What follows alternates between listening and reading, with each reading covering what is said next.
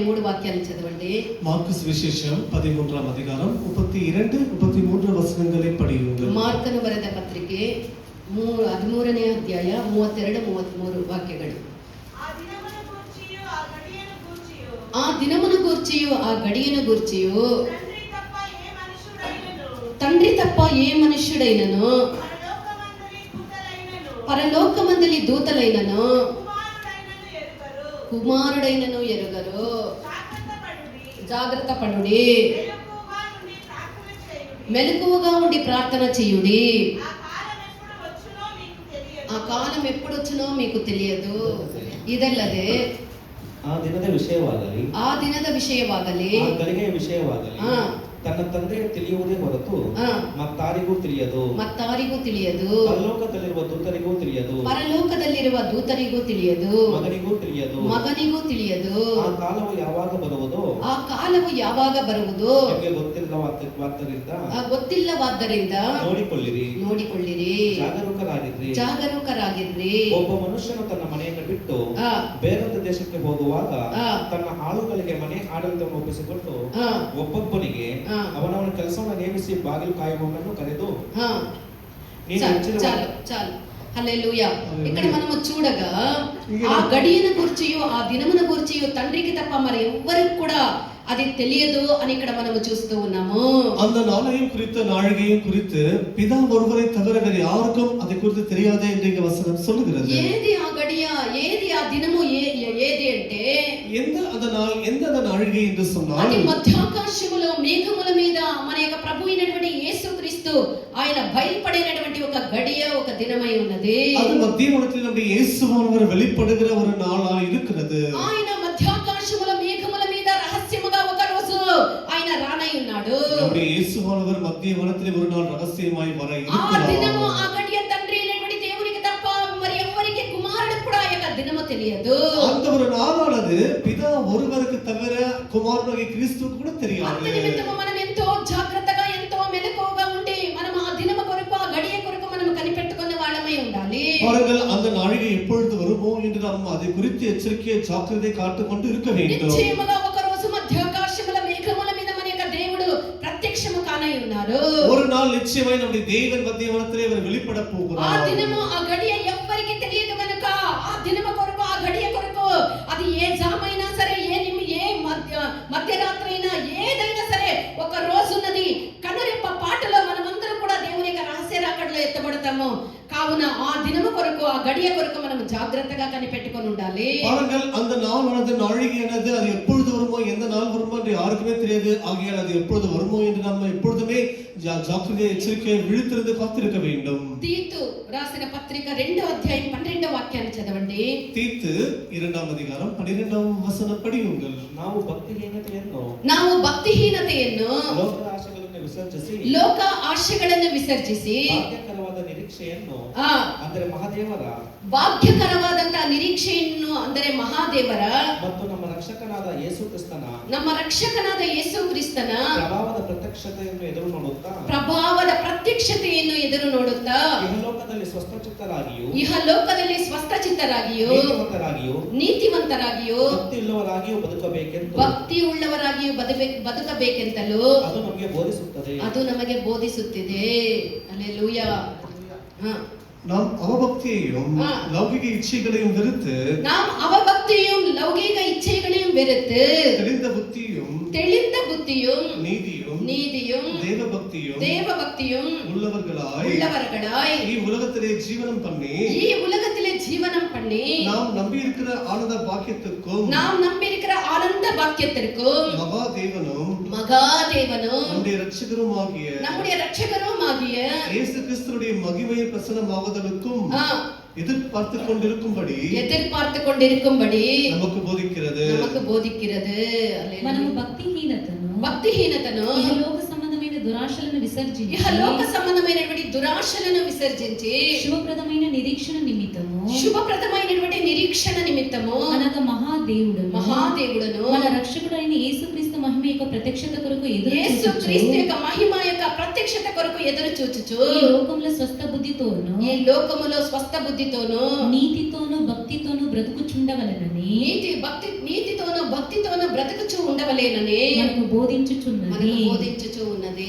హల్లెలూయా. దేవుని యొక్క ప్రత్యక్షత దినం ఒకటి ఉన్నది కనుక మనము భక్తితోను భయముతోను నీతితోను మనం బ్రతకాలి. பாருங்கள், தேவனுடைய அந்த பிரசன்னமாகுதல் ஒரு நாள் இருக்கிறது. ஆகையால் நாம் எப்பொழுதும் நீதியுடனும் பயபக்தியுடனும் வாழ வேண்டும் என்று வசனம் சொல்லுகிறது. మనం ఒకప్పుడు ఈ విధముగా ఉంటిమే అంటే நாம் ஒரு நாள் எப்படி இருந்தோம் என்று சொன்னால் పాపములో మనము జీవిస్తూ ఉంటిమే, பாவத்திலே இருந்தோம், మనము నరకమునకు నేరుగా ప్రయాణము చేస్తూ ఉంటిమే, நரகத்துக்கு நேராக போய் கொண்டிருந்தோம். అలాంటి మనల్ని దేవుడు వెతికి రక్షించి அப்படிப்பட்ட நம்மை தேவனானவர் தேடி ரட்சித்து పాపులను వెతికి రక్షించుటకు దేవకుమారుడు పరమును విడిచి లోకమునకు దిగి వచ్చిరి. பாருங்கள், பாவிகளை ரட்சிக்கும்படிக்கு குமாரனுடைய கிறிஸ்துவானவர் பரத்தை விட்டு பூமிக்கு வந்தார். పాపము చేసి నరకము వైపు పోతూ ఉండినటువంటి మనల్ని వెతుక్కుంటూ వచ్చినటువంటి వాళ్ళు మన యొక్క యేసు స్వామి. இந்த பாவத்திற்கும் நரகத்துக்கும் போய் கொண்டிருந்த நம்மை தேடி வந்தவர் தான், நம்மை ரட்சிக்கும்படிக்கு வந்தவர் தான் இயேசு கிறிஸ்துவாய் இருக்கிறார். మనల్ని ఆయన వెతికి పట్టుకొని அவர் நம்மை தேடி பிடித்து మనకు మన యొక్క పాపాలకి మనము పశ్చాత్తాపపడినప్పుడు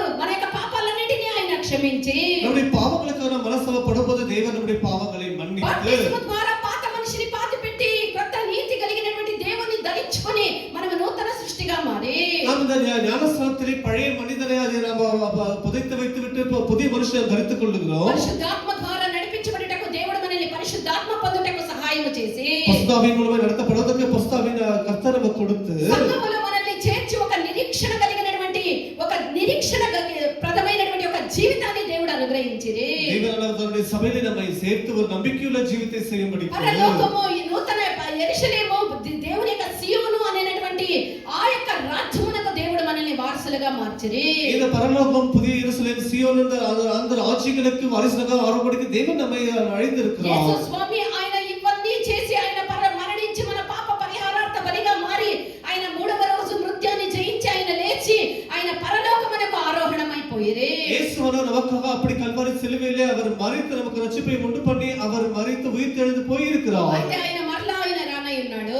ஆனால் அது இயேசு மீண்டும் வர ఆయన இருக்கிறார். రహస్యముగా రానై ఉన్నాడు. ஆனால் அவர் ரகசியமாய் வர తన కొరకు இருக்கிறார். సిద్ధపరిచినటువంటి పెళ్లి కుమార్తె సంగముని తీసుకొని పోవుటకు ఆయన మరలా రెండవసారి రానై ఉన్నారు. அவர் தனக்கென்று ஆயத்தமாய் இருக்கிறதான தன்னுடைய மனவாட்டி சபைக்காக அவர் இரண்டாவது முறை வர ఆయన இருக்கிறார். రెండోసారి వచ్చినంత వరకు దేవుడిచ్చినటువంటి యొక్క రక్షణని దేవుడిచ్చినటువంటి ఈ సమస్తమైనటువంటి ఈ యొక్క ఆత్మీయ ఆశీర్వాదముని మనం కాపాడుకొని ఈ యొక్క రాకడకు మనం ఎదురు చూసే వాళ్ళమై ఉండాలి. தேவன் நமக்கு கொடுத்த ரட்சிப்பை பாதுகாத்துக் கொண்டு அவருடைய ரகசிய இரண்டாவது வருகையிலே காணபடிக்கு நாம் காத்திருக்க வேண்டும். దేవుని యొక్క రాకడ నిరీక్షణని దేవుడు మనకు అనుగ్రహించి ఉన్నాడు. அவருடைய வருகை நம்பிக்கை கர்த்தர் நமக்கு ఈ లోకములో கொடுத்திருக்கிறார். ఎవరికి లేనటువంటి యొక్క నిరీక్షణ దేవుడు మనకు అనుగ్రహించి ఉన్నాడు. இந்த உலகத்திலே யாருக்குமே இல்லாத ஒரு நம்பிக்கையை கர்த்தர் நமக்கு కావున ఈ கொடுத்திருக்கிறார். నిరీక్షణని మనము దృఢముగా మనము నిరీక్షణ కలిగి పరలోకం యొక్క బాటలో మనము ప్రయాణము చేయాలి. ஆகையால் அந்த நம்பிக்கையை அந்த திடமாய் அதை நம்பி இந்த பரத்தின் வழியில் நாம் நடக்க வேண்டும். మనము స్వస్థ బుద్ధితోను தெளிந்த புத்தியோடு నీతితోను நீதியுடனோ మనము జీవించాలి. நாம் ஜீவிக்க வேண்டும். అదే మనము ఇక్కడ రెండో అధ్యాయం 13వ వాక్యం మరలా ఇంకొకసారి చదవండి. 13ని అనగా మహాదేవుడును మన రక్షకుడైన ఆ. యేసుక్రీస్తు మహిమ యొక్క ఆ. ప్రత్యక్షత కొరకు ప్రత్యక్షత కొరకు ఎదురు చూచు ఈ లోకములో స్వస్థ బుద్ధితోను నీతితోను భక్తితోను బ్రతుకుచుండవలెను. ఆ దేవుని యొక్క రాకడ నిరీక్షణ దేవుడు మనకు అనుగ్రహించి ఉన్నాడు కనుక మనము భక్తితోను నీతితోను మనము దేవునిలో మనము జీవించాలి. ఆయన రాకడ వరకు మనము జీవించాలి. భక్తియుడనం నీతియుడనం కూడా కర్తరుடைய வருகை வரைக்கும் நம்ம ஜீவிக்க வேண்டும். మనము ఏ మార్గములో ఉన్నానో ఏ యొక్క జీవితములో మనం ఉన్నానో మనం ఏ జీవితములో ఏ మార్గములో వెళ్ళినప్పటికీ కూడా ఏ విధమైనటువంటి పరిస్థితుల్లో మనం ఉన్నప్పటికీ కూడా మనకు దేవుడు ఇలాంటి ఒక శుభప్రదమైనటువంటి ఒక నిరీక్షణ దేవుడు అనుగ్రహించి ఉన్నాడు. பாருங்கள், நாம் இப்படி பக்தியுள்ள ஒரு வழியில் நாம் போய் கொண்டிருக்கும் போது தேவன் நமக்கு இந்த ஒரு சுபமான ஒரு நம்பிக்கை கொடுத்திருக்கிறார். ఈ నిరీక్షణ నిమిత్తం మనం ఏ విధముగా ఉండాలి? ఎక్కడో ఏ మార్గములోనో పోతూ ఉండేటువంటి మనకు దేవుడు ఈ నిరీక్షణ ఇచ్చే కదా, మనం ఇప్పుడు ఏ విధముగా ఉండాలి అంటే பாருங்கள், ஏதோ ஒரு வழியில போய் கொண்டு நம்மை தேவன் தேடி ரட்சித்து கொண்டு வந்து நம்மை வைத்து நமக்கு இப்படிப்பட்ட ஒரு நம்பிக்கை கொடுத்திருக்கிறார் அல்லவா, நாம் எப்படி இருக்க வேண்டும்? మనం స్వస్థ బుద్ధి గల వారమై ఉండాలి. நாம் தெளிந்த புத்தி உள்ளவர்களாக இருக்க మనము வேண்டும். నీతితో భక్తిని పాటించినటువంటి వాళ్ళమై ఉండాలి. நாம் பக்தியை பின்பற்றுகிறவர்களாக இருக்க வேண்டும். ఇలాంటి ఒక జీవితాన్ని మనం చేసే వాళ్ళముగా ఉండాలి. இப்படிப்பட்ட ஒரு ஜீவித்தை செய்கிறவர்களாக நாம் ఈ இருக்க లోక வேண்டும். ఆశలు లోకము నశించిపోయినటువంటి ఈ లోక ఇచ్చలతో మనము ఈడ్చబడి వాటి వెంట మనము పోయే వాళ్ళమై ఉండరాదు. பாருங்கள், இந்த உலகத்திலே அழிந்து போகிற இச்சைகளுக்கு இழுக்கப்பட்டு நாம் அதனோடு ஆண்டு போக கூடாது. యోహాను సువార్త 14వ అధ్యాయం 13వ వాక్యాన్ని చదవండి. யோவான் எழுதின சுவிசேஷம் 14ஆம் அதிகாரம் 13ஆம் యోహాను బರೆದ ಪತ್ರಿಕೆ 14ನೇ ಅಧ್ಯಾಯ 3ನೇ ವಾಕ್ಯ. John chapter 14 verse 3. ಇದಲ್ಲದೆ ನೀವು ನನ್ನ ಹೆಸರಿನಲ್ಲಿ ಏನೇನೋ ಬೇಡಿಕೊಳ್ಳುವಿರೋ ಅದನ್ನು ನೆರವೇರಿಸುವೆನು. ಹೀಗೆ ಮಗನ ಮೂಲಕವಾಗಿ ತಂದೆಗೆ ಮಹಿಮೆ ಉಂಟಾಗುವುದು. ಹಲ್ಲೆಲೂಯಾ. 14:3. ನೀವು ನನ್ನ ಹೆಸರಿನಲ್ಲಿ ನೀವು ನನ್ನ 14:3 చదువు. ನಾನು ಹೋಗಿ ನಿಮಗೆ ಸ್ಥಳವನ್ನು ಸಿದ್ಧ ಮಾಡಿದೆ. ನಾನು ಹೋಗಿ ನಿಮಗೆ ಸ್ಥಳವನ್ನು ಸಿದ್ಧ ಮಾಡಿ ತಿರುಗಿ ಬಂದು ನಿಮ್ಮನ್ನು ಕರೆಕೊಂಡು ಹೋಗಿ ನನ್ನ ಬಳಿಗೆ ಸೇರಿಸಿಕೊಳ್ಳುವೆನು. ಯಾಕೆಂದರೆ ನಾನಿರುವ ಸ್ಥಳದಲ್ಲಿ ನೀವು ಸಹ ಇರಬೇಕು. హల్లెలూయా. చూస్తారా? నేను వెళ్ళి మీకు స్థలము సిద్ధపరిచిన ఎడల నేనుండు స్థలంలో మీరును ఉండులాగా మరలా వచ్చి నా యొద్ద నుండుటకు మిమ్మల్ని తీసుకొని పోవు. మరలా వచ్చి నా యొద్ద మీరు ఉండుటకు నేను వచ్చి మరలా మిమ్మల్ని తీసుకొని వెళ్ళుదును. நான் போய் உங்களுக்கு ஸ்தலத்தை ஆயத்தம் பண்ணின பின்பு நான் இருக்கிற இடத்திலே நீங்களும் இருக்கும்படி நான் மறுபடியும் வந்து உங்களை என்னிடத்தில் சேர்த்துக் கொள்ளுவேன். యేసు ప్రభు ఈ లోకములో సేవ చేసినటువంటి ఏక దినముల్లో యేసు అనంత భూమిలో ஊழியம் செய்த அந்த நாட்களிலே ఈ మాటలు చెప్పి ఉన్నారు. இந்த வார்த்தைகளை சொல்லி இருக்கிறார். ఒకసారి యేసు ప్రభు ఈ యొక్క లోకమునకు వచ్చి ஒரு முறை యేసు భూమిలో வந்து సర్వలోక పాప పరిహారార్థ బలిగా మారి ఉన్నారు. இந்த பூமிக்குள்ள எல்லா சகல மனிதருடைய பாவ பரிகார பலியாக மாறி இருக்கிறார். సిలువలో మనందరి నిమిత్తము పాప పరిహారార్థ బలిగా మరణించిరి.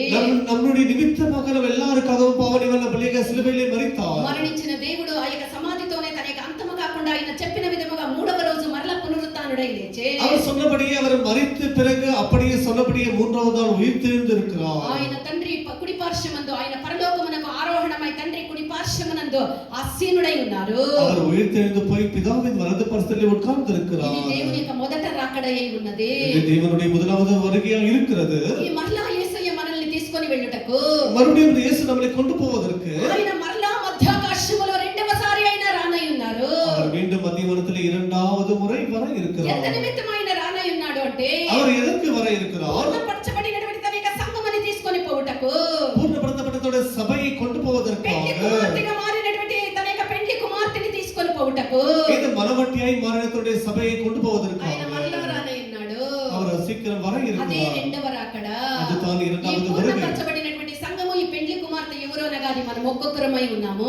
இந்த పూర్ణపరచబడ్డ సభை இந்த మనవట్టి అది நம்ம ஒவ்வொருவருமாய் இருக்கிறோம். యేసు ప్రభు ఎంతో కాలము ముందు 2000 సంవత్సరాల క్రితము ఆయన మరణించి ఆయన పోయిన దినమున చెప్పినటువంటి ఒక మాట ఇకను కూడా ఆయనక రెండో రాకడ రాలేదని అనేక మంది హృదయాల్లో తలంస్తూ ఉన్నారు. యేసువానவர் வந்து போய் ஏறக்குறைய 2000 வருடங்கள் கடந்து போய் இருக்கிறது. ஆனால் கூட இயேசு சொன்னபடி இன்னும் வரவில்லை என்று காத்திருக்கிறார்கள். నేను త్వరగా వస్తానని చెప్పిన ఇంకను రాలేదని అనేకలకు ఒక ప్రశ్న ఉన్నదని వేదములోనే ఉన్నది. ஐயோ இதோ சீக்கிரமாய் வருகிறேன் என்று சொல்லி இருக்கிறார்களவா, ஆனால் இன்னும் வரவில்லை என்று அந்த கேள்வி என்னைக்கும் இருக்கிறது. 3వ అధ్యాయం 9వ వాక్యాన్ని చదవండి. 2 పేతురు 3వ అధ్యాయం 9వ వచనం. 2 పేతురు 3ನೇ ಅಧ್ಯಾಯ 9ನೇ ವಾಕ್ಯ. 2 Peter 3rd chapter 9th verse. ಕರ್ತನು ತನ್ನ ವಾಗ್ದಾನವನ್ನು ನೆರವೇರಿಸುವುದಕ್ಕೆ ತಡ ಮಾಡುತ್ತಾನೆಂಬುದಾಗಿ ಕೆಲವರು ಎಂಬುದನ್ನು ಕೆಲವರು ಅರ್ಥ ಮಾಡಿಕೊಳ್ಳುವ ಪ್ರಕಾರ ಆತನು ತಡ ಮಾಡುವವನಲ್ಲ. ಯಾವನಾದರೂ ನಾಶವಾಗುವುದರಲ್ಲಿ ಅವರು ಇಷ್ಟಪಡದೆ ಎಲ್ಲರೂ ತನ್ನ ಕಡೆಗೆ ತಿರುಗಿಕೊಳ್ಳಬೇಕೆಂದು ದೇವರು ತನ್ನ ಕಡೆಗೆ ತಿರುಗಿಕೊಳ್ಳಬೇಕೆಂದು ಅಪೇಕ್ಷಿಸುವವನಾಗಿದ್ದು ನಮ್ಮ ವಿಷಯದಲ್ಲಿ ದೀರ್ಘ ಶಾಂತಿಯುಳ್ಳವನಾಗಿದ್ದಾನೆ. ನಮ್ಮ ವಿಷಯದಲ್ಲಿ ದೇವರು ದೀರ್ಘ ಶಾಂತಿ ಉಳ್ಳವನಾಗಿದ್ದಾನೆ. కొందరు ఆలస్యముగా ఎంచుకొనున్నట్లు ప్రభు తన వాగ్దానమును గురించి ఆలస్యము చేయవాడు కాడు గాని, ప్రభు తన యొక్క వాగ్దానమును గురించి ఆలస్యము చేయవాడు కాదు గాని, ఎవడను నశింపవలని ఇచ్చయింపక, ఎవడను నశింపకూడదని నశించాలని ఇచ్చయింపక, అందరూ మారు మనసు పొందవలని కోరుచు, అందరూ మారు మనసు పొందవలేనని కోరుచు, ఈ ఎడల దీర్ఘశాంతము గలవారై ఉన్నారు. தாமதிக்கிறார் என்று சிலர் எண்ணுகிறபடி கர்த்தர் தமது வாக்குத்தத்தத்தை குறித்து தாமதமாயிராமல் ஒருவரும் கெட்டு போகாமல் எல்லாரும் மனம் திரும்ப வேண்டும் என்று விரும்பி நம்மேல் நீடிய பொறுமை உள்ளவராய் இருக்கிறார். நம்மேல் నీడియ పొరుమై உள்ளவరాయి இருக்கிறார். ఎంత కొరకు మనక దేవుడు ఇంకా ఆలస్యము చేస్తూ ఉన్నాడు అంటే எதற்காக தேவன் இன்னுமாக அவர் தாமதிக்கிறார் என்று சொன்னால் ఒక్కరు కూడా నశించి నాశనమై నరకానికి పోయేది దేవుని యొక్క చిత్తము కాదు. யாருமே கூட அழிந்து கெட்டு போய் நரகத்துக்கு போக வேண்டும் என்று கர்த்தருடைய ஆசை இல்லை. మన నిమిత్తము நம் నిమిత్తமாக నశించిపోయే ఆత్మల నిమిత్తము அழிந்து போகிற ஆத்துமாக்களுக்காக ఆయన ఆలస్యము ఆయన ఒక్కరు కూడా నాశనము కాకుండా ఇంకా కొద్ది సమయం ఇస్తే వీళ్ళు మారు మనసు పొంది వీళ్ళు రక్షణ పొందుతారని ఆయన రాకడని ఆయన ఆలస్యము చేయించు ఉన్నారు. ஐயோ ஒருவரும் கெட்டு போகாமல் ஒருவேளை அவர் சீக்கிரம் வந்து விட்டால் எத்தனையோ பேர் அவர்கள் ஆயத்தம் இராமல் எத்தனை பேர் நரகத்துக்கு போவார்கள் அவர்கள் எல்லாம் ரட்சிக்கப்படுகித்தான் கர்த்தர் இன்னும் தாமதம் செய்கிறார். దీన్ని అడ్వాంటేజ్ గా తీసుకొని அதை நாம் அது நமக்கு ஒரு சாதகமாக பயன்படுத்திக் கொண்டு దేవుడు చెప్పే ఆయన చెల్లెది లేని లోకానికి పాపానికి విచ్చలవిడిగా పోయి మనం ఇంకను పాపములో మునిగిపోయినటువంటి కార్యాలు చేసే వాళ్ళముగా మనం ఉండరాదు. ஐயோ தேவன் சொன்னார் அவர் வரவில்லை ஆகையால் இந்த பாவத்திலே போய் உள்ளத்திலே போய் பாவத்தை அனுபவிக்கலாம் என்று போய் இருக்க கூடாது.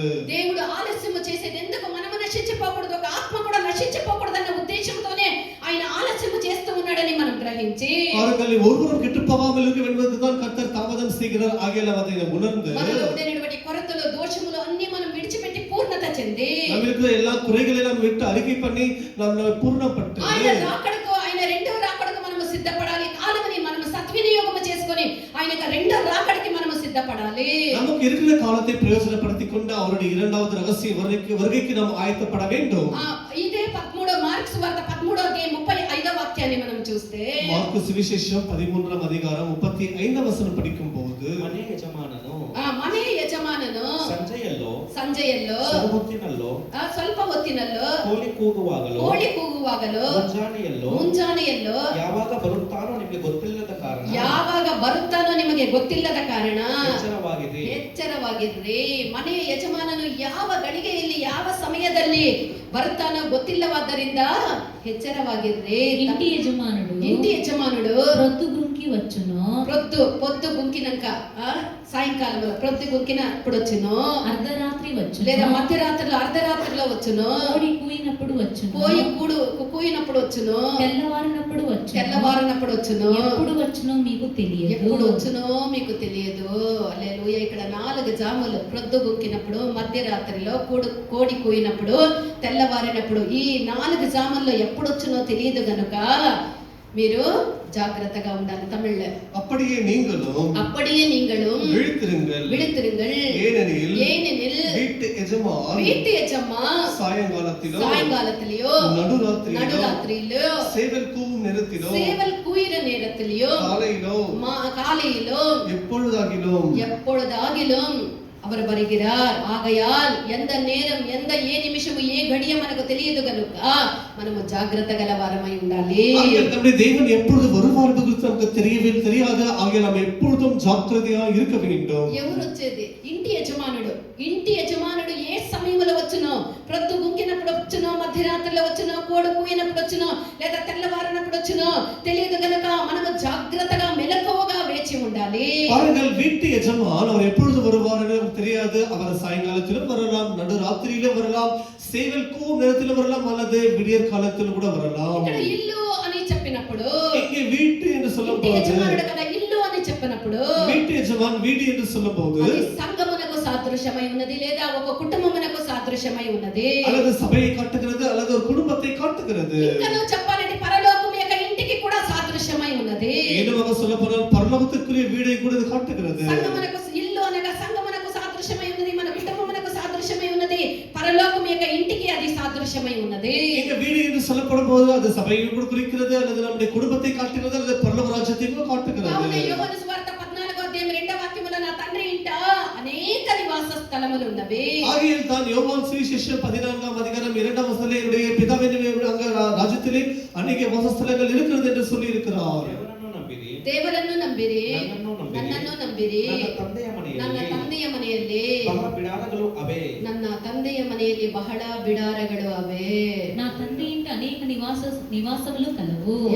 నా తండ్రి ఇంట అనేక నివాస స్థలములు మీతో లేని ఎడల చెప్పుదును. నేను స్థలము సిద్ధపరచి వెళ్ళుచున్నాను. என் பிதாவின் வீட்டில் அநேக வாசஸ்தலங்கள் உண்டு. என் பிதாவின் வீட்டிலே அநேக வாசஸ்தலங்கள் உண்டு. அப்படி இல்லாதிருந்தால் நான் உங்களுக்கு சொல்லி அப்படி இருப்பேன். இல்லாமல் இருந்திருந்தால் நான் உங்களுக்கு சொல்லி இருப்பேன். ஒரு ஸ்தலத்தை உங்களுக்காக ஆயத்தம் பண்ண போகிறேன். என் பிதாவின் இடத்துல அநேக వాసస్థలங்கள் ఉండే నా తండ్రి ఇంట అనేక నివాస స్థలములు ఉన్నది. ఇది పరలోకమందు దేవుడు మనకు సిద్ధపరిచినటువంటి ఇంటికి సాదృశ్యమై ఉన్నది. இது பிதாவின் வீடு என்று சொல்லப்படுகிறது. அது நம்முடைய பரலோகத்தினுடைய ஒரு வீடாக இருக்கிறது. మన దేవుడు మొదటి రాకడలో పోయి వెళ్ళి ఆయన ఒక స్థలముని సిద్ధపరుస్తూ ఉన్నాడు. మనందరినీ తీసుకొని పోయి చేర్చేదానికి. ఇప్పుడు తల్లిదండ్రులు కన్న పిల్లల కొరకు అనాథలుగా ఇడిచేసేలేదు. ఎట్లన్నా పోండిరా కానీ గాలికి వదిలేస్తారా? ఒక పేదోడైనా సరే తన బిడ్డని చదివించాలి, పోషించాలి, వాళ్ళకి ఏదో బతికి తిరుగులకు కావాల్సిన ఆధారాలు చేయాలని కోరుతూ ఉంటారు కదా. వాళ్ళ స్తోమతికి తగినటువంటి ఆధారాలు చేయాలని కోరుతారు. ఎట్టయినా పోండ్రాని కానీ పారేసినటువంటి వాళ్ళని తల్లిదండ్రులు అనేలేదు. మన యొక్క తండ్రి మనకు ఈ లోకమునకు వచ్చి మన పాప పరిహారార్థ బలిగా ఆయన పోయి మరలా నేను రెండోసారి వస్తానని అది చెప్పినప్పుడు నా తండ్రి ఇంట మీకు ఒక వాసస్థలాన్ని, మీకు ఒక ఇల్లుని, ఒక ఫ్లాట్ని, మీకు ఒక భవనాన్ని మీకు కొని మీకు సిద్ధపరుస్తాను అని మన యొక్క దేవుడు మనల్ని అనాథలుగా వదిలేదు. నేను మరలా వచ్చి మిమ్మల్ని తీసుకొని పోయి ఆ యొక్క స్థలమునకు, ఆ స్వాస్థ్యమునకు మిమ్మల్ని చేరుస్తాను అని మన యొక్క దేవుడు మనకు చెప్పి వెళ్ళి ఉన్నారు.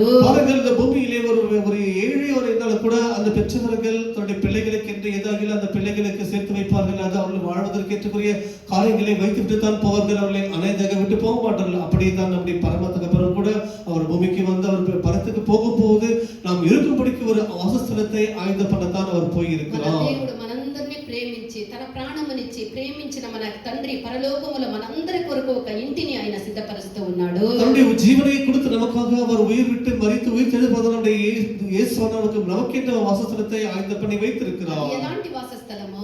அது எப்படிப்பட்ட வாசஸ்தலம்? అది నిత్య వాసస్థలము. அது நித்தியமாய் இருக்கிறதான ஒரு வாசஸ்தலம். ఓన్ హౌసా రెంట్ హౌసా? మనీ మీది ఓన్ హౌసా రెంట్ హౌసా? హల్లెలూయా.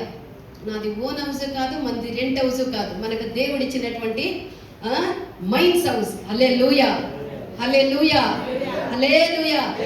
మనం ఈ లోకములో ఉన్నప్పుడు సొంత వీడు కట్టితే நல்ல అழగా కట్టితే 3 మెద్దె కట్టితే 2 మెద్దె కట్టితే అని మనం చెప్తా ఉంటాం కదా. Permanent house.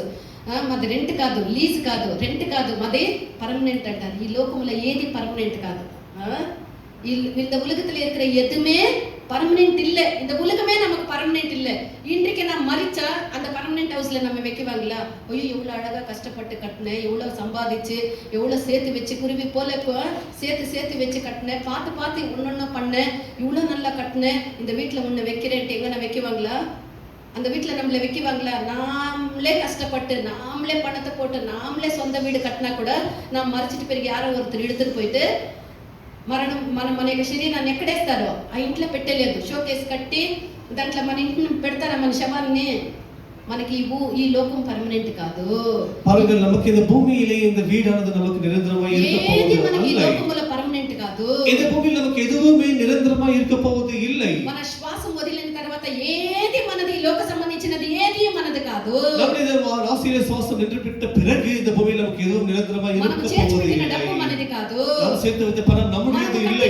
ఇల్లు మనది కాదు. நாம் கட்டி வைத்த வீடு நம்முடையது இல்லை. ఆస్తులు మనది కాదు. சேர்த்து வைத்த ஆஸ்திகள் நம்முடையது இல்லை. మన యొక్క బంగారము మనది కాదు. நாம் சேர்த்து வைத்த அந்த தங்கம் கூட நம்முடையது இல்லை. మనది కాదు.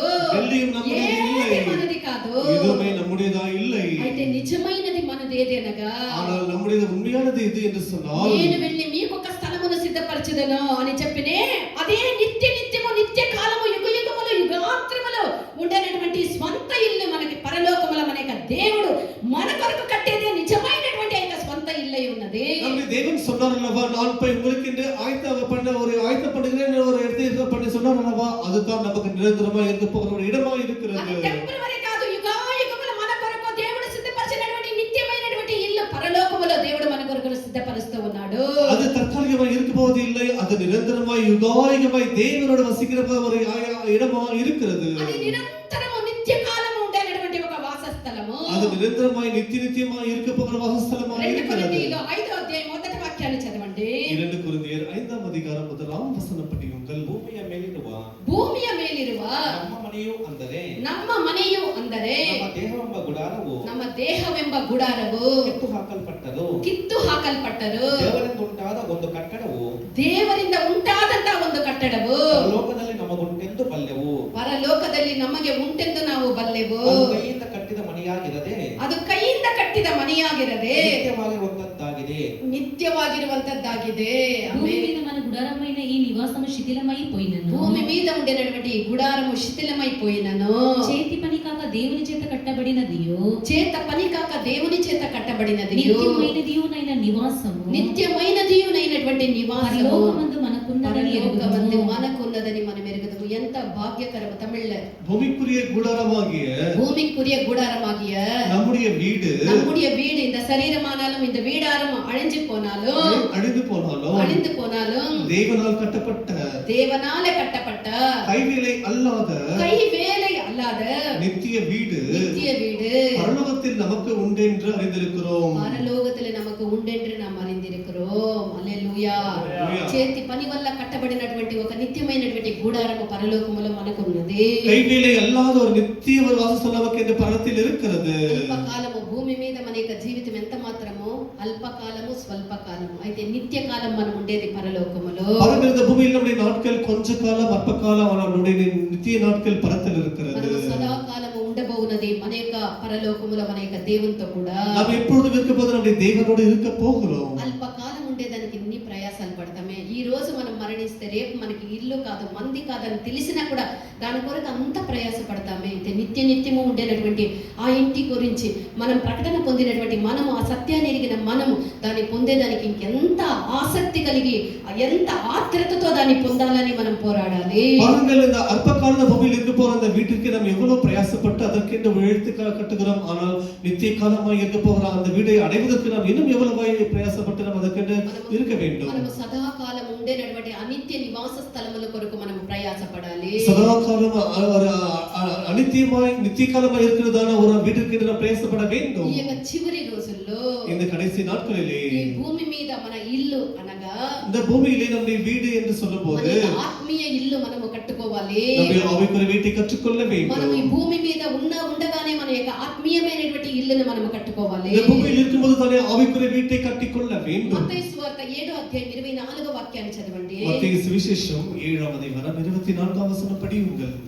ಆದುದರಿಂದ ಈ ನನ್ನ ಮಾತುಗಳನ್ನು ಕೇಳಿ ಅವುಗಳಂತೆ ನಡೆಯುವವನು ಬಂಡೆಯ ಮೇಲೆ ಮನೆಯನ್ನು ಕಟ್ಟಿಕೊಂಡ ಬುದ್ಧಿಯುಳ್ಳ ಮನುಷ್ಯನನ್ನು ಹೋಲುವನು. హల్లెలూయా. కాబట్టి ఈయన మాటలు విని వాటి చొప్పున చేయి ప్రతివాడును, ఈ మాటలు విని దాని ప్రకారం చేయనటువంటి ప్రతివాడును బండ మీద తన ఇల్లు కట్టుకొనిన బుద్ధిమంతుని పోలి ఉండును. బండ మీద తన ఇల్లును కట్టుకొనినటువంటి బుద్ధిమంతుని పోలి ఉన్నాడు. హల్లెలూయా. நான் சொல்லி இந்த வார்த்தைகளை கேட்டு இவைகளின்படி செய்கிறவன் எவனோ அவனை கண்மலைகளின் மேல் தன் வீட்டை கட்டின புத்தியுள்ள மனுஷனுக்கு ஒப்பிடுவேன். హల్లెలూయా. ఈ నా మాటలు విని దాని ప్రకారం జీవించేవాడు బండ మీద ఇల్లు కట్టుకున్నటువంటి బుద్ధిమంతునికి పోలి ఉన్నాడని మనం ఇక్కడ చూస్తూ ఉన్నాము. இந்த வார்த்தைகளை கேட்டு அதன்படி செய்கிறவன் எவனோ அவன் தன் கண்மலை మీద தன் வீட்டை கட்டின புத்தியுள்ள மனுஷனாய் காணப்படுவான். భూమిలో దేవుడు తన ఇల్లు అనబడినటువంటి యొక్క సంగమనకు మనందరినీ నడిపించిరి. இந்த பூமியிலே தன்னுடைய சபை என்ற வீட்டுக்கு கர்த்தர் நம்மை நடத்தி இருக்கிறார்.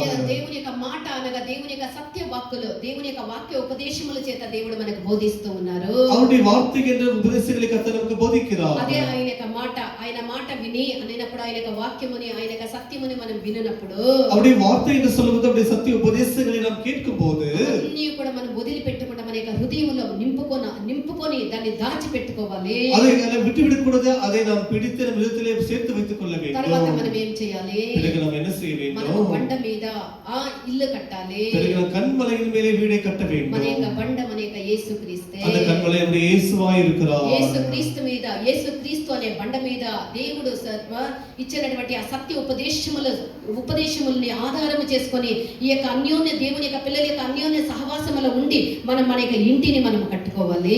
கர்த்தராகிய இயேசு கிறிஸ்து என்ற கண்மலையின் மேலே உபதேசத்தின் மூலமாக இந்த பரிசுத்தவான்களுடைய ஐக்கியத்திலே இருந்து நாம் அந்த வீட்டை கட்டிக்கொள்ள வேண்டும். అలాంటి కట్టుకున్నటువంటి ఆ ఇంటికి విరోధముగా அது அப்படி கட்டப்பட்டதான அந்த வீட்டுக்கு விரோதமாய் ఎన్ని ఇచ్చినా వానలు వచ్చే వరదలు వచ్చే எவ்வளவு தான் பெருங்காற்று புயல் காற்று பிறகு பெருமழை பெய்தாலும் கூட వానలు కురిసి వరదలు వచ్చి గాలి విసిరినను ఆ యొక్క ఇల్లు ఎంత మాత్రము కూడా కదర్చబడదు, అది పడిపోదు. அது எவ்வளவு தான் அதன் மேலே எவ்வளவு பலத்த காற்றுகள் வீசினாலும் பெருமழை வெள்ளங்கள் வந்தாலும் அது எம்மாத்திரம் அசைக்கப்படாது. ఇంకొక గుంపు ఉన్నారు, இன்னொரு கூட்டம் இருக்கிறார்கள். ఎవరు అంటే அவர்கள் யார்? వారు దేవుని యొక్క మాట వినకుండా அவர்கள் கர்த்தருடைய வார்த்தையை கேட்காமல் సొంతముగా ఇల్లు కట్టుకొనిన వారు, சொந்தமாய் வீடை கட்டி கொண்டவர்கள். దేవుని యొక్క చిత్తమైతే தேவ சித்தமானால் ఇంకా ఈ యొక్క వాక్యోపదేశం ఉంది. இன்னும் இந்த வசனத்தின் தொடர்ச்சி இருக்கிறது.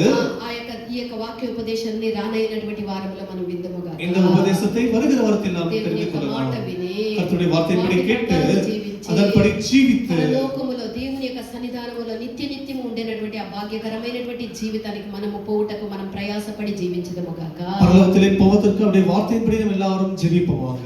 అలాగ లేనట్లయితే அப்படி இல்லை என்று మనము சொன்னால் చాలా దౌర్భాగ్యం కలిగినటువంటి పిల్లలము. நாம் எல்லாரும் பரிதபிக்கக்கூடிய பிள்ளைகளாய் ఈ காணப்படுவோம். లోక మట్టికే మనము దేవుని విశ్వసించిన ఎడల இன்றைக்கு மாத்திரமே கர்த்தரை தேடினோம் என்று சொன்னால் అలాంటి దౌర్భాగ్యులు వేరొకరు లేరు. நம்மை போல பரிதபிக்கப்படத்தக்கவர்கள் யாரும் இருக்க மாட்டார்கள். ఈ లోక జీవితం అల్పకాలము స్వల్పకాలము. ஏனென்றால் இந்த உலகத்தின் ஜீவியம் அற்ப காலம் கொஞ்ச நாட்கள் మనము మాత్రమే. శాశ్వతముగా యుగాయుగములు శాశ్వతముగా మన యొక్క జీవితం పరలోకములో దేవునితో కూడా ఉన్నది. நம்முடைய ஜீவியமானது யுகாயுகமாய் நிரந்தரமாய் இருக்க போகிறது. మన కొరకు ఇల్లు కడతామని చెప్పిన దేవుడు అది సాధారణమైనటువంటి చేతి పనితో కట్టినటువంటి సిమెంట్తో రాళ్లతో కాదు, బంగారు వీధి మట్టికి ప్రతిగా బంగారు వీధి. ఆ దేవుడు 12 రకాలైనటువంటి అమూల్యమైనటువంటి వజ్రాలతో వైఢూర్యములతో మన యొక్క ఇల్లుని దేవుడు శాశ్వతమైనటువంటి ఇల్లుని దేవుడు మన కొరకు నిర్మిస్తూ ఉన్నారు. பாருங்கள், தேவன் நமக்கென்று ஆயத்த பண்ணியிருக்கிற அந்த வீடு என்று சொல்வது அது மண்ணினாலோ கல்லினாலோ அல்லது சிமெண்டினாலோ கட்டப்பட்ட வீடு அல்ல. அது தேவனால் கட்டப்பட்ட கைவேலை அல்லாத ஒரு வீடா இருக்கிறது. அது பொன்னினால 12 விதமான அந்த அரிய வகை கற்களால் கட்டப்பட்ட ஒரு வீடா இருக்கிறது. ఏదో కల్పనా కథలో లేదా ఒక చరిత్రలో ఒక కథలో కాదు, ఇది సత్యము, నిత్యము, మనం నిత్యము ఉండబోయేటటువంటి ఒక జీవితము. ఈ రోజు మనం కనుమూస్తే అలాంటి ఒక జీవితానికి దేవుడు మనల్ని కొనిపోతాడు. హల్లెలూయా, ஹல்லேலூயா.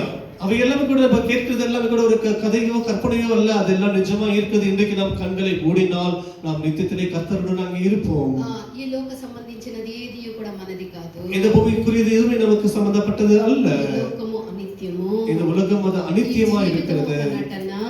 ఈ లోక జీవితం ఒక నటన, இந்த உலக ஜீவியம் ஒரு நாடகமா இருக்கிறது. ఈ లోకము ఒక మాయ, இந்த உலகம் ஒரு மாயையா இருக்கிறது. నిత్యము ఉండేది దేవుడిచ్చినటువంటి నిత్య జీవము, నిత్య రక్షణ, నిత్య వాసస్థలములు, ఇవన్నీ దేవుడు అనుగ్రహించేదంతా కూడా నిత్యము ఉండేది. தேவன் கொடுக்குற நித்திய ரட்சிப்பு, நித்திய அந்த ஒரு எல்லாமே கர்த்தர் கொடுத்தது எல்லாமே நித்தியமா இருக்க போகிறதா இருக்கிறது. నిత్యము వాటి కొరకు మనం పొందుటకు మనం ప్రయాసపడుటకు దేవుడు మన కృపలను అనుగ్రహించుదురుగాక. அந்த நித்திய பாக்கியத்தை பெறுவதற்கு நாம் எல்லாரும் பிரயாசப்படுவோம், సమర్పించదుముగాక.